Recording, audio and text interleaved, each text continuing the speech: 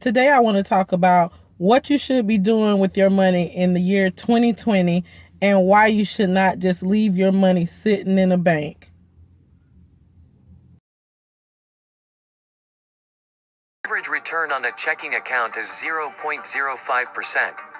So 100,000 in 2016 at 0.05% per year would be $100,250 by 2021. So while it appears that you made $250, you actually lost $11,245 because inflation outpaced you. I have news for you. The 1980s are over. Anyways, how can you outpace inflation? How can you avoid losing the buying power of your money? The answer is to invest. So I just want to show you one way that you could invest, and this is a very conservative way. So the S&P 500 is a good way to track the average returns of the stock market. And you can invest directly in a fund that tracks the S&P 500 as well. So I know a lot of people out there will say things like the stock market is a losing game, or everyone loses money in the stock market. But just to show you that that's incorrect, from 1928 to 2016, the S&P 500 index had a profitable year 74% of the time. Now, there may be short-term corrections where you are down on your money, but you don't sell. You just hold on, and you continue investing. The best strategy when you're investing is dollar cost averaging. So if you wanted to invest in the S&P 500 index, if you were investing in a fund that tracked the S&P 500, you might deposit the same amount every single month into a fund that tracks the S&P 500.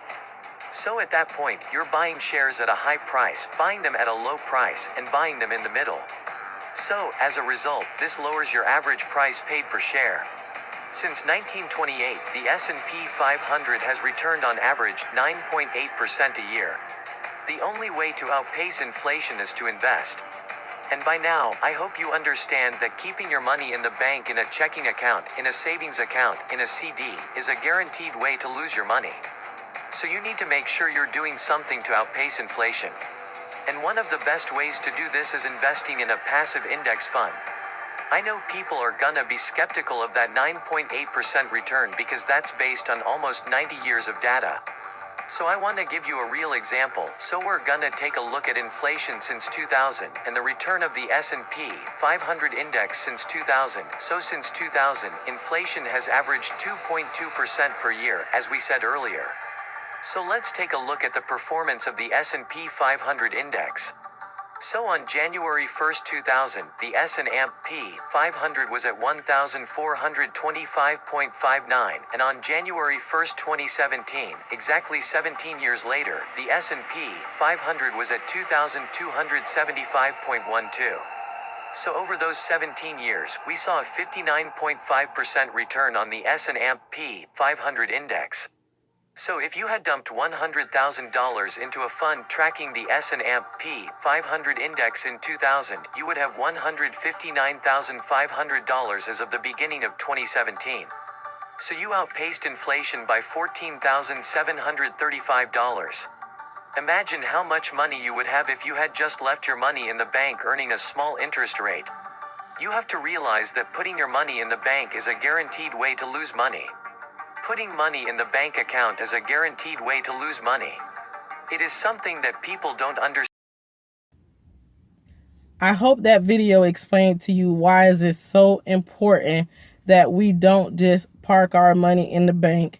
Inflation will eat at your money and it will stop you from building wealth, and it's actually going to keep you either stagnant or living below your means. Now you may be thinking, what is it that you should do with your money in 2020? Well, we should be investing our money. We should be creating passive income with our money. We should be putting our money to work, making us more money so that we can actually increase the money that we have by having that money work for us. There's a saying that says, don't slave for money, make money your slave. And the only way of doing that is to invest your money in assets or invest your money in things that are going to create more money for you, such as investing. If you're new to investing, you may be thinking, well, what is it that I should be investing in? I say the easiest way to help your money go to work to put your money to work for you is to invest in the stock market. Now remember, I am not a professional. This is for entertainment purposes only. I am just sharing with you what I'm doing on my journey to reaching financial independence and retiring early. If you guys are interested in the things that I'm talking about, make sure that you seek professional advice. Make sure that you talk to a professional and you do your own research. The first thing that you always want to do is have an emergency fund established of at least $1,000.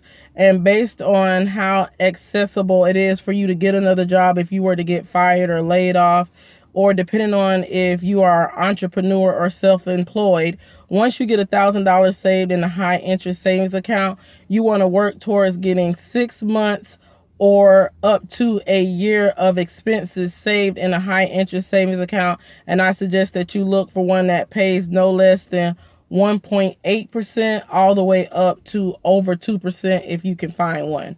Number two is if your employee offers a 401k plan, make sure you're taking advantage of it. If your employee offers a match, make sure that you max that out because it's just free money. And also make sure that you pay attention to the holdings, that you're not just paying a bunch of fees with whatever it is that you have in your 401k that you're investing in. And then last but not least, make sure that you either establish yourself a Roth IRA account or a traditional IRA account. This is going to allow you to invest your money with some tax benefits, either tax deferred or pre-tax, depending on what type of account that you open, whether it be a traditional IRA account or a Roth IRA account. And you can get more information on this. You can Google either one of these accounts online. I also have videos about this that I will include in the description so that you guys can go back and look at. But you want to open up yourself a retirement account where you're able to put your money to work while receiving some tax advantages. Last but not least, the final thing that you want to make sure that you do is what is it that you're investing in? You want to invest in assets, or you want to invest in things that are going to earn you money, not cost you money, or not decrease in value. What I invest in is dividend stocks. I do invest in a few growth stocks. You can also, if you want to not have to do so much research, not have to evaluate stocks, you can invest in ETFs, index funds, or mutual funds. These are just some examples. If you guys haven't yet, you need to open up a either retirement account or just a regular brokerage account. You guys can do so either through Webull, and if you guys use my link in the description, you will receive 2 free stocks. One stock just for opening an account with Webull, and then you will get another free stock when you deposit your first $100 into your Webull investing account. And then if you guys are brand new to investing and you may be just getting on this journey to financial independence in the year 2020, you may not have as much money to invest, or you just may want to take it slow. You can also open up a SoFi Invest account. You can buy fractional shares and you can start investing with as little as $1. Yes, I said as little as $1. Or you can buy whole shares of any of your favorite companies. You can also buy ETFs through SoFi Invest. I will also leave my link in the description there. You guys can also receive referral bonuses for using my link. And if you're looking for a place to save your money as you're building your emergency funds, SoFi Money, which is also another offer through SoFi, you can also be paid interest on your money as you're building your emergency fund. Again, I am Marie Brown. This is my channel, Minds in Motion, where we talk about personal finances, how to become the best version of yourself, and always, always, always just make sure that you're putting your money to work, because that's what 2020 is all about. Thank you, guys.